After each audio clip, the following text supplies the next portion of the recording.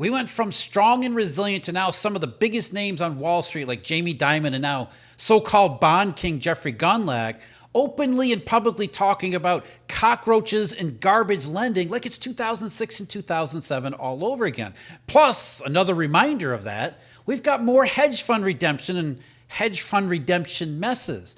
It is a big change from where we were a couple months ago because what was before thought to be maybe some theoretical problem is increasingly becoming a reality, one that we can see even in the mainstream.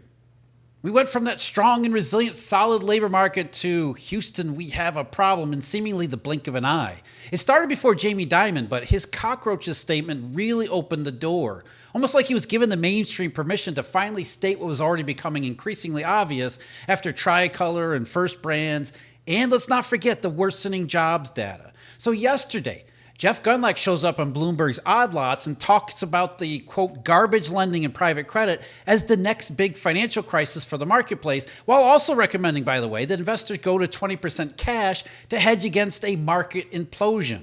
And if repo is anything to go by, plus these hedge fund redemptions, there's an all too real chance this downturn doesn't stay financial and spills over into more of a monetary one. So the ongoing tightness in repo markets already has Wall Street's biggest names begging the Fed for more reserves, not because they believe QT and the central bank balance sheet runoff is the reason for the money market tensions. Rather, they're arguing for more Fed reserves as a potential cushion against the cockroaches and the garbage, the risk aversion, the growing risk aversion to what is now a mainstream topic of conversation. Bank reserves won't make a difference, but the fact that someone like Jeffrey Gundlach is openly making comparisons to 2006 is quite significant. So we've got repo updates, we've got market updates, we've got hedge fund updates, we've got commentary updates, and all of it pointing to the same thing. How do you get interest rates to go down by a lot and stay there for a very long time? Well, stupid cockroach garbage is one sure way to get there. Now, Mr. Gundlach of Double Line Capital is one of the most well-known credit and bond investors in the family of funds in the world. He stopped by Bloomberg's Odd Lots podcast and had quite a ton to say about risk, and not just the garbage kind. At the same time, credit markets are wrestling with all the mistakes that we're talking about in shadow relending. Let's not forget the stock market as it's grappling with a bad economy that's overshadowing any AI upside that is itself falling under more serious questions too. So this is from Bloomberg's write-up of the podcast comments that Gundlach made. Quote, in markets awash in garbage lending and unhealthy valuations, Jeffrey Gundlach is keeping his strategy simple. Load up on cash and stay away from private credit. The veteran debt investor is concerned that $1.7 trillion private credit market is engaging in garbage lending that could tip the global markets into their next meltdown. Quote, the next big crisis in financial markets is going to be private credit, he said. It has the same trappings as subprime mortgage repackaging had back in 2006. So let's start with the size here, the overall scale and these numbers that get thrown around. First of all, the private credit market is almost certainly greater than 1.7 trillion. That's just one possibly reasonable estimate, and it's what you see almost everywhere when the topic ever comes up. But as I've shown in our deep dive analysis, some of these recent statistics on banking have had to reclassify huge chunks of loans from out of the regulated banking hands and into the balance sheets of these shadow banks. So for example, the Federal Reserve's H8 data, which keeps tabs on the regulated domestic banking sector, it now has a massive discontinuity at the end of last year. What the Fed did is it reduced the balance of bank loans made to commercial industrial firms by $134.8 billion at the start of the year and lowered the amount that was lent to consumers by $116.2 billion. Now those loans didn't disappear, and in fact the total volume of lending by regulated banks didn't actually change. Instead, those loans were reclassified. Rather than having made them directly to consumer and commercial counterparties, the Fed now says that banks lent those same amounts to shadow banks who then relent those funds to consumers and commercial companies. In other words, the size of the private credit market or the shadow market, whatever you want to call it, was at least $250 billion more than previously thought last month when the revision was carried out. That's the thing about the shadows. We don't really know what's going on in them because regulations don't extend to them and the regulatory reach into there is limited. If you're unfamiliar with the shadow banking, these are just investment funds of some kind whose sole purpose is to relend to borrowers since banks won't do it. They aren't banks, they do not take in deposits, which is why the regulatory structure doesn't incorporate them. Private credit is merely another term for this, where these funds are set up, seeded by wealthy investors and institutions who put in equity, not deposits, and then they lever up everything by borrowing massive amounts in wholesale money markets like repo. But these are not just loans sitting on a balance sheet, accruing interest and taking in principal payments. These are securitized, they're repackaged. They're all the same things that you heard about 20 years ago in the subprime mortgage debacle, except they're not mortgages this time around.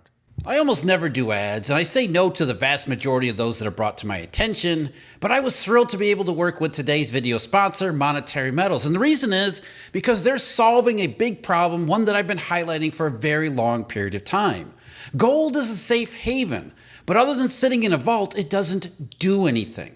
Monetary Metals fixes that. They let you earn real yield paid in physical gold without giving up ownership. It's not a fund, it's not a paper claim, it's your gold working for you. Every month, more gold gets deposited into your account. It's simple, it's transparent, and it is fully insured. If you believe in gold as a long-term store of value as I do, this changes everything. Go to monetary-metals.com/Snyder. That's monetary-metals.com/Snyder for all the details. We absolutely thank them for being the sponsor of today's video, and now let's get back to it. Instead, the loans being shepherded in the shadows and securitized, that's the major difference. They're not mortgages. We're talking about consumer loans and borrowing by largely smaller and medium-sized firms. So that's the good thing. There isn't the same enormous scale as there was back, the last time around when the mortgage crisis was taking place in 2006. But that smaller scope doesn't mean it can't potentially be highly disruptive and lead to significant financial disorder and real economy damage all its own. It just wouldn't be nearly so widespread and devastating. So we've got consumer and C&I loans that are pooled and securitized by shadow bank, private credit funds, whatever term you want to apply. You can even use the Fed's preferred verbiage, which is non-depository financial institutions. A bank that isn't a bank but does sort of the same things that banks do. And they've got these risky loans, at least $1.7 trillion, stacked up in opaque places filled with what? Now, I've been saying for years they're stacked up with stupid. And we all know it. We've known the entire time they were doing tons of stupid because Jay Powell gave them the legal and moral, I guess, cover. Powell said the economy was marvelous, so no risky loan wasn't worth pursuing. Volume. Lend first, ask questions later. Or as Powell told it, ask questions never. Sure, put some collateral to these things, but it was all collateral in theory. No one ever checked on it because no one ever expected to need it. Powell said so. It's the same bubble behavior that infects risky markets every time we go through this, just in a slightly different form this time around. So now Gundlach comes along and says the same thing, what we've all been thinking. He calls it garbage lending, giving loans to people who were subprime, who are maybe not quite subprime, but trending in the wrong direction, and more likely than not would already have been subprime if anyone did an honest assessment of the economic conditions rather than just assuming Jay Powell and the Fed was right about everything. That's one reason why Gundlach is also making the comparison to 2006. He's talking about risky loans that are repackaged into these securitized structures that are mainly held outside the regulated banking system and funded the same way as a generation ago on wholesale market leverage, primarily from repo. If there's one difference, back then repackaging wasn't so far off balance sheet as it was made to seem. This time, though, the securitization of similar garbage really is in the shadows. But as you might already be thinking, that isn't necessarily a favorable comparison. So what's important here about Gundlach's garbage, like Jamie Dimon's cockroaches, is that these things are now in the mainstream. It's another confirmation of serious escalation, the downside to the cycle. We're now openly talking about it in mainstream media sources that up until recently would never have strayed far from the Fed's messaging, never have gone away from Jay Powell. The real downside case, however, isn't necessarily from the garbage itself. It's from the cockroaches who've been gorging on that garbage, and when they start dying in very public ways, that leads to very public notice of the cockroaches dying. That's where the downside swings from a credit problem or financial crisis to a liquidity and a monetary one. And you might ask yourself, what's the difference? I mean, after all, everyone calls the 2008 debacle a financial crisis when it started out as one, but quickly transformed into a full-blown, haven't seen this since the 1930s monetary panic. And there is a massive difference between those two things. A credit or financial crisis is exactly what we've been talking about in this video so far. You've got bubble behavior that leads to a ton of stupid garbage being loaded up among the cockroaches. And all they're doing while on the bubble upswing, feeding on those huge volumes of bad loan garbage, is creating future losses that will have to be taken by someone at some point. That's your credit or financial crisis. Loan losses that get to be too big that they create significant pain, enough to cause a disruption to banks and maybe to an extent in the real economy, a credit crunch, maybe even a mild recession. Think the S&L crisis of the late 80s and early 90s. More than 1,000 banks failed back then. And the recession in 1991 wasn't about Saddam Hussein. It was a credit crunch inspired by the downfall of the S&Ls. But it was never worse than that. It was historically a mild recession. Why didn't it become Great Depression 2.0? Because the monetary system was unbothered. It was, contrary to Bernanke, contained. It was a credit crisis, not a monetary one. The Eurodollar's real strength made sure it didn't go any farther than that. A monetary crisis, that's the worst of the worst. That's when money gets pulled back, when it's not just about credit, it's about entire markets becoming illiquid. So illiquid, price discovery vanishes, and then you're in a world of hurt. So you got money providers and circulators that pull back. Markets become illiquid, which means credit losses from the credit crisis, they can't be assigned in an orderly fashion. Garbage positions are forced into distressed sales, which in an increasingly illiquid market means bigger price markdowns. And these lower prices only trigger more distressed selling, which creates lower prices and more selling, and eventually where it doesn't even have anything to do with the garbage itself. The entire system gets infected with illiquidity and deflation, the interruption of the flow of money, credit, and collateral through the worldwide system. What begins as credit garbage that needs to get assigned losses spirals into a monetary deflation, which leads to widespread disorder, disruption, and greater damage in the real economy. This is why, in addition to monitoring the cockroaches and trying to figure out what garbage they've been feeding on, how toxic it might really be, we also have to keep a close eye on the liquidity side to make sure the credit crisis potential isn't becoming a monetary crisis potential at the same time. And one of the warning signs for something like that, on top of the repo, which I'll get to in a second, hedge fund redemptions. I covered this on a live video a little while ago, back when the UBS funds were closed and they signaled they were getting hit with redemptions. We've got some other news along those lines. Other funds have said they're being hit with redemptions. And here's another one, this time which is creating some legal headaches at a name which should sound familiar to those who've been watching the private credit space. Let's go to Bloomberg here.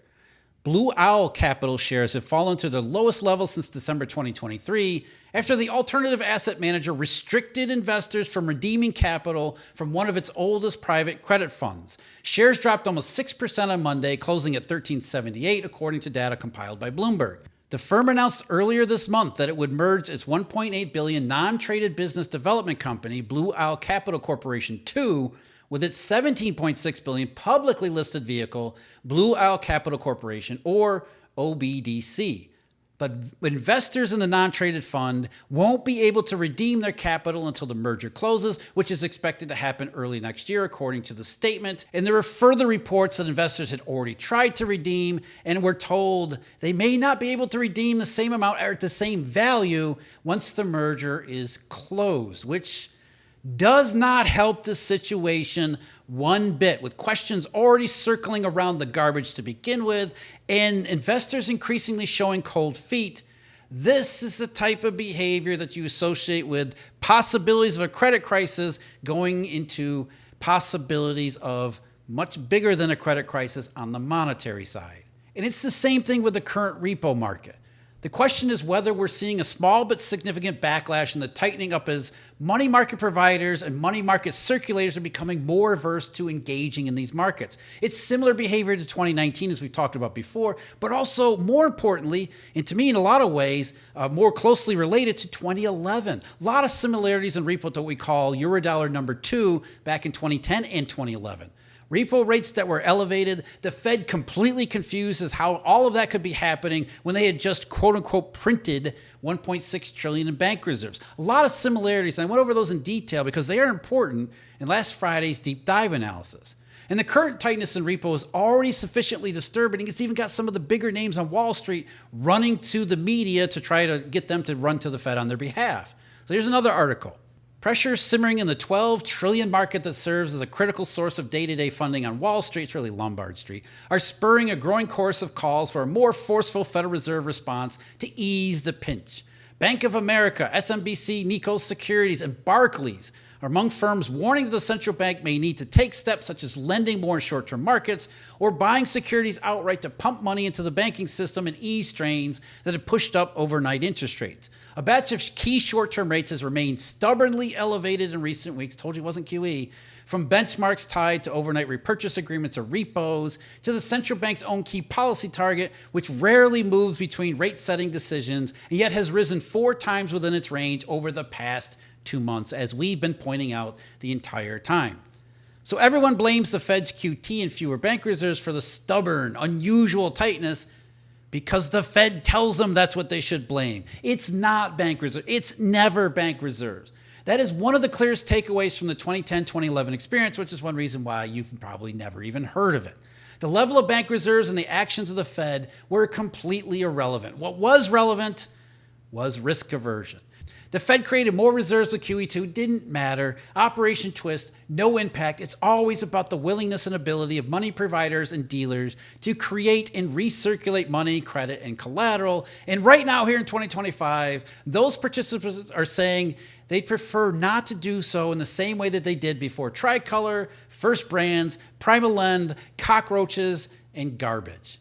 Even those Wall Street names know it's not really bank reserves that are to blame here. What they're arguing for is for the Fed to create some more reserves, either on a temporary or permanent basis, as with a not QE, to maybe help the situation by providing another cushion just in case that somehow possibly makes a difference. We know it doesn't, and it won't. Why? Because even the mainstream is now talking about stupid garbage cockroaches, and it doesn't get any better from here, especially as the labor market situation, which is what's driving everything, and the overall macroeconomy, they continue to deteriorate. As I talked about in yesterday's video, flat beverage everywhere, from the UK to Canada to the US and China, and yes, Europe, which is supposed to be in a good place, but that good place is actually a flat place.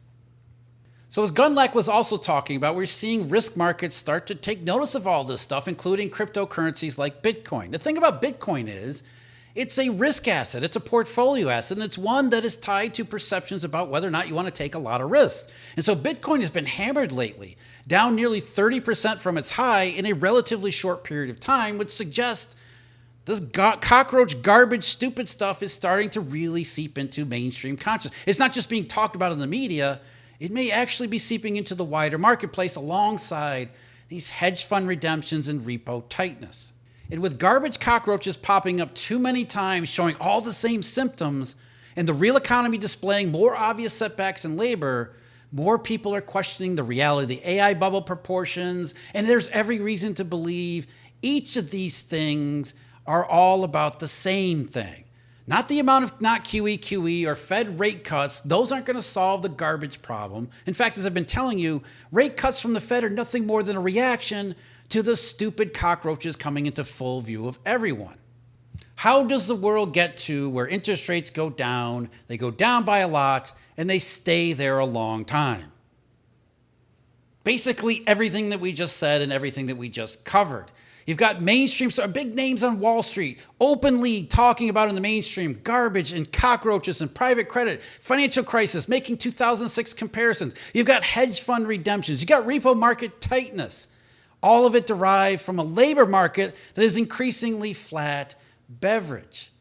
It seemed like it was completely out of left field, maybe to most people a couple months ago, but now here we are. It's right there in front of us. It is, as I keep saying, the world becoming more certain, not less.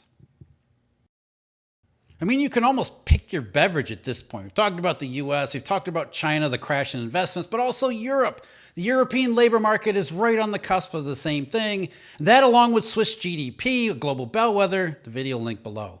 As always, thank you very much for joining me. Huge thank you, Eurodollar University members and subscribers. And until next time, take care.